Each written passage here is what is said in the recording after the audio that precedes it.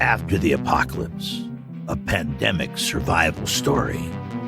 Season 1, Episode 8, West.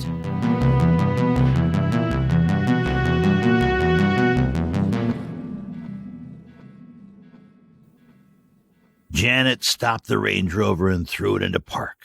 The big car had apparently taken enough abuse and refused to keep running. The engine choked and coughed to a rattling halt. Stepping out and shaking the last of the glass fragments from her hair and clothes, she looked to see what was going on with her father's truck. It didn't look like it had crashed, more like it had simply rolled there. She couldn't see any immediate signs of trouble. It was with a sense of dread that she climbed down into the ditch to check. She could make out a person inside through the back window. She was afraid of what she would find. What horrible new discovery. Bracing herself against the side of the ditch, she reached to grab the handle of the truck door. She pulled the door open with a rusty squeak and found her father was there. He was slumped forward into the dashboard. The keys were still in the ignition and the radio was emitting an empty, static hiss. "Dad!" Frantically, she reached for him. She grabbed the loose denim of his jacket with one hand while bracing against a door frame with the other and pulled him away from the dashboard. But he was gone.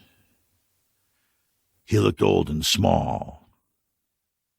He was barefoot in jeans and a dirty white t-shirt under the denim jacket. She struggled to pull his lifeless body back onto the seat, his gray beard matted with blood and phlegm. Janet collapsed back into the weedy ditch and breathed for a moment, exhausted again and in shock. He had been a strong man. He had been strong for her, but the plague was stronger. Another rock in her life. Gone. Another light put out. More death. This world continued to break her. With an abrupt realization, she thought of her mom. She pushed the door to the Ram closed and climbed the weedy bank back to the Range Rover. Janet leaned on her car and noticed the buckshot holes and the nasty scar along the side from its collision with the statue back in town. A hiss and a cloud of steam rose steadily from under the hood. The Range Rover was beaten and broken. Janet left the car and hurried toward the house along the gravel drive, hedged by junipers and smelling of decaying mulch.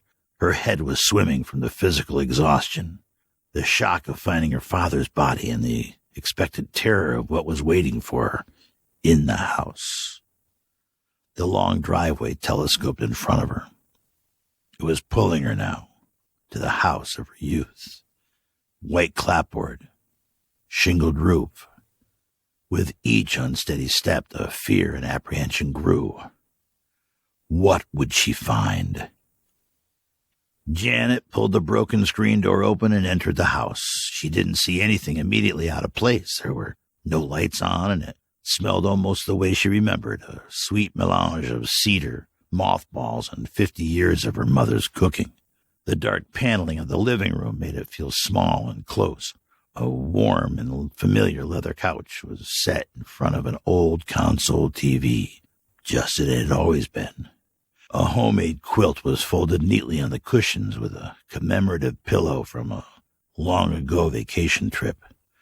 Old Popular Mechanics and Better Homes and Gardens issues lay in a tarnished brass magazine stand and a folded copy of the local newspaper. She heard a noise from the back of the house. She braced a hand against the wall and walked down the long hallway towards her parents' bedroom. The dark paneling was cool and smooth as she slid her hand along, leaning for balance. As she made her way, the hall seemed to run at a canted angle in front of her like a funhouse effect. Past the bathroom with its pale blue tile, past her old bedroom, and finally to the entrance of her parents' room. Janet pushed the door open and saw her mother laying flat on her back in a bed beneath the blankets. A large cross loomed in the wall above. Was she alive? Janet fell forward to the room towards the bed. The old woman was alive, but very sick with the disease. struggling to breathe. A shaft of sunlight spilled through the partially closed blinds and silhouetted her mother's face, pale, old, and wan. Janet was startled when her mother's eyes blinked open and the old woman smiled weakly. "Mom," Janet said softly. "Jane," her mom whispered in return. "I knew you'd come." "Don't try to talk now, Mom. Hold on. I'll get you some water." "No, darling, stay.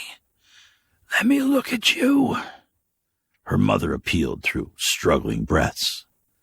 Janet looked down at the frail old woman that was her mom and smiled. She sat next to the bed, reached out and took her mother's warm hand in both of her own and lifted it to her cheek. "I'm here, Mom. I'm here."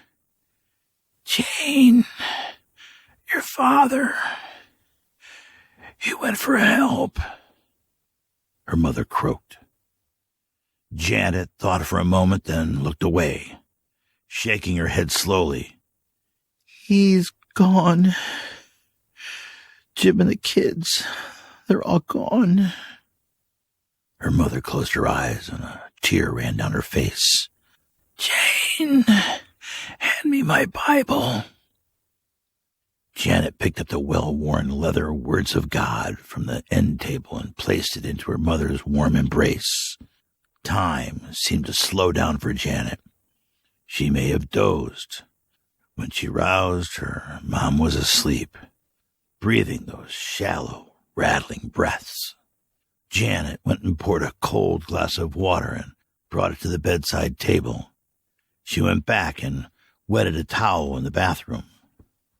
Her mother's eyes flickered open again as Janet wiped a cool, wet towel across her face. "Jane," she whispered. "I'm here, Mom. I'm going to take care of you. Just let me take care of you now. Everything is going to be okay now." Her mother's look turned serious.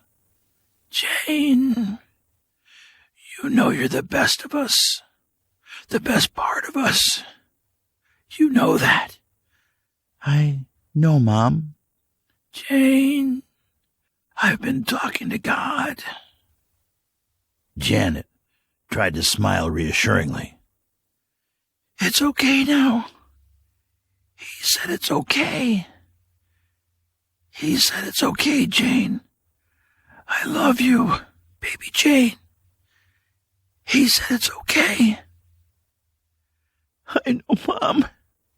Just rest," Janet said as tears welled and began to spill down both cheeks. She laid her head next to her mother on the bed and gently rested her mother's hand on her wet cheek.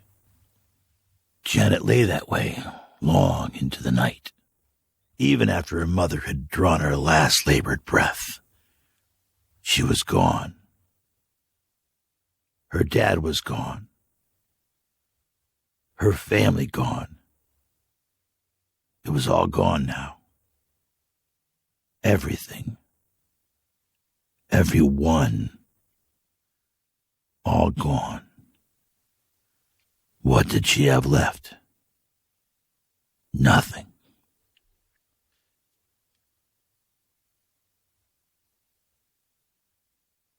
The rest of the day she moved like a zombie, burying the earthly remains of her parents in a shallow grave, working the shovel like an automaton. She laid the withered remains of her mother, shrouded in a homemade quilt next to her father. She leaned on the shovel for support, looked down and wiped the wet dirt off her blistered hands. What would she do now? What could she do? Everything was gone. She was wrung out. She had nothing left to give and nothing left to live for. Janet, loving daughter, mother, wife, who was also a hard-ass killer lawyer who never rested, who never lost, was being pounded into the ground like a broken steak. She thought for a moment that she might as well just lay down in that grave with her parents. Why couldn't the disease have taken her too? Janet picked up her mother's Bible, and it flipped open to a section that had been held by an ornate bookmark with a picture of a saint. The banner beneath the woman in the medieval garb read, St. Agnes of Rome.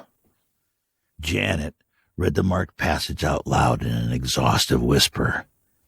Isaiah 43:5. Fear not, for I am with you. I will bring your offspring from the east, and from the west I will gather you. West, she repeated, as the words from the verse swirled in her head.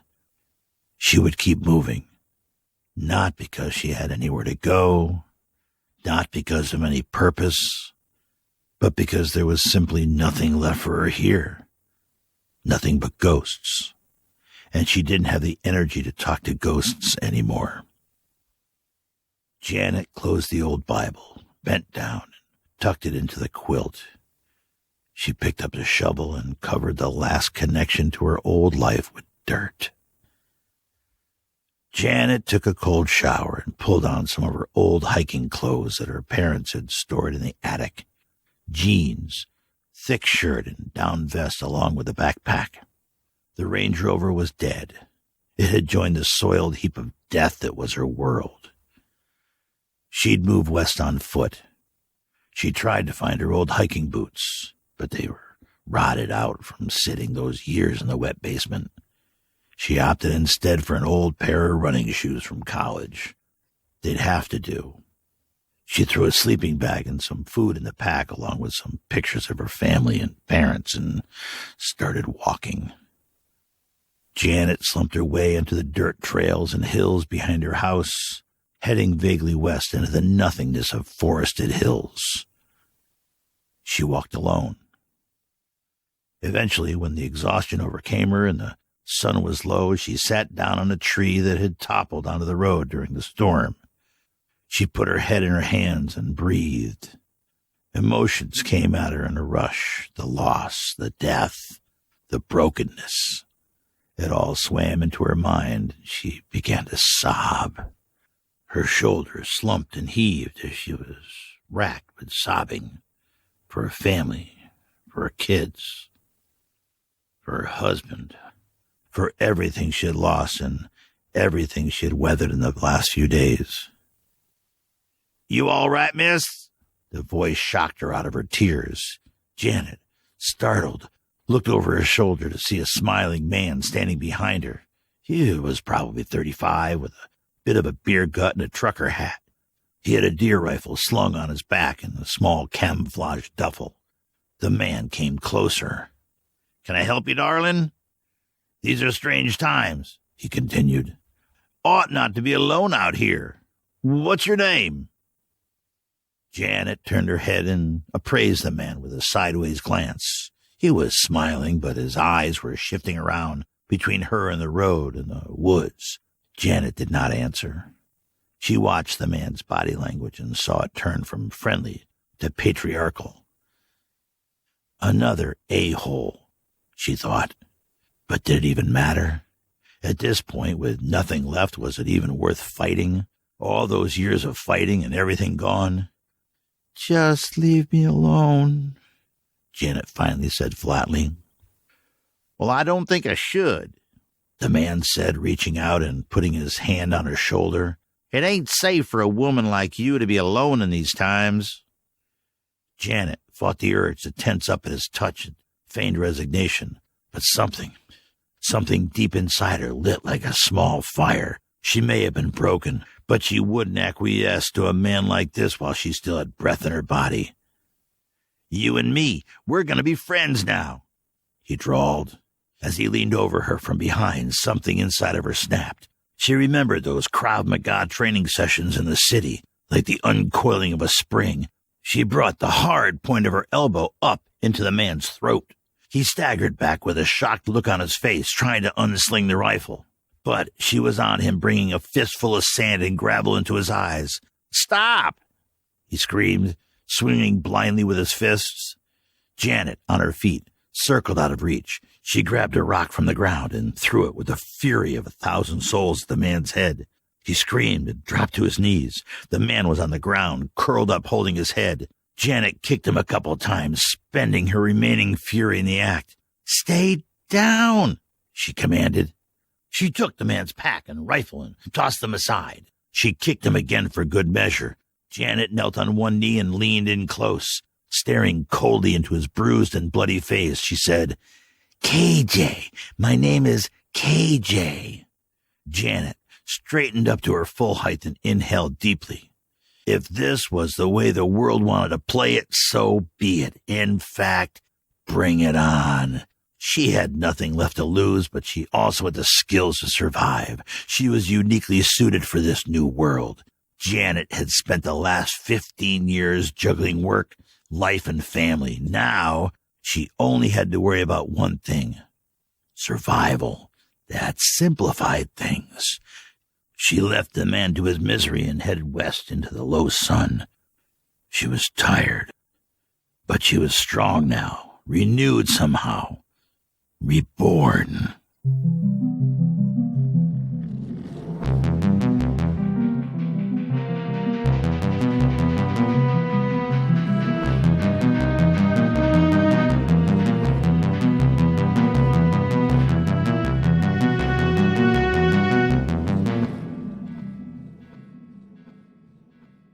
Hello, my friends. How are we surviving this week?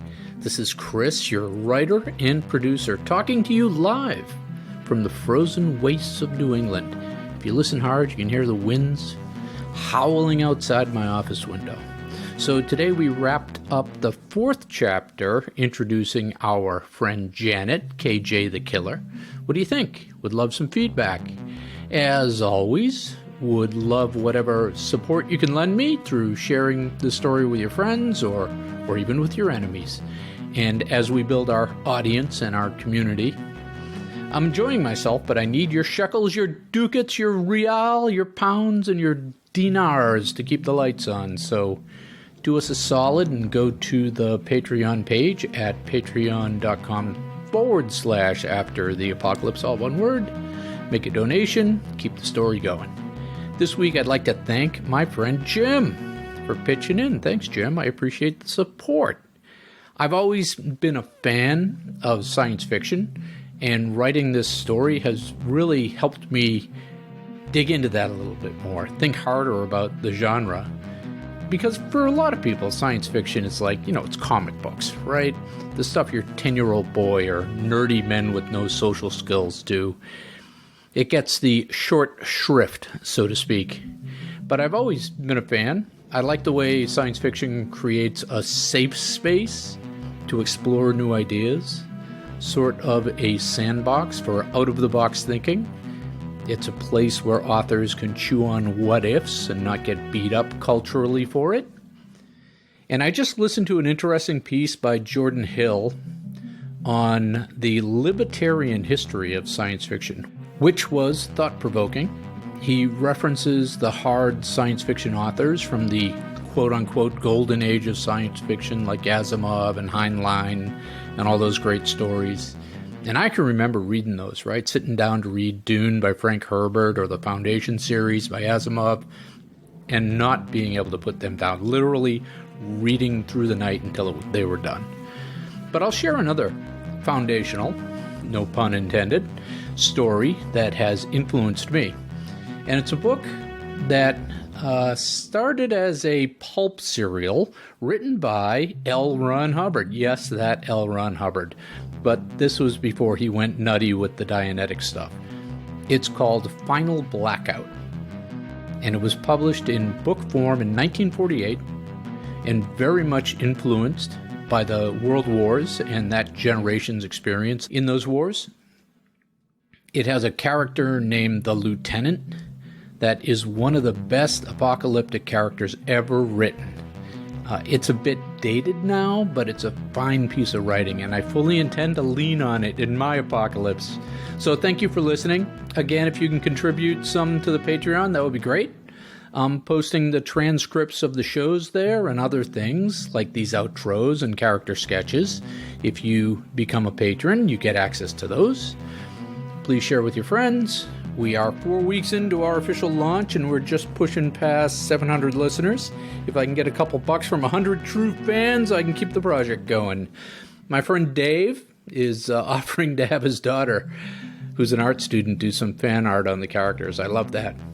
I have a very clear sense or picture of them in my head, but I'd love to see how other people see them from the audio. That would be interesting to me. So I'll leave you with that, my fellow survivors. Next show, we introduce my favorite character so far, and I know you're going to love him as much as I do. As always, keep surviving.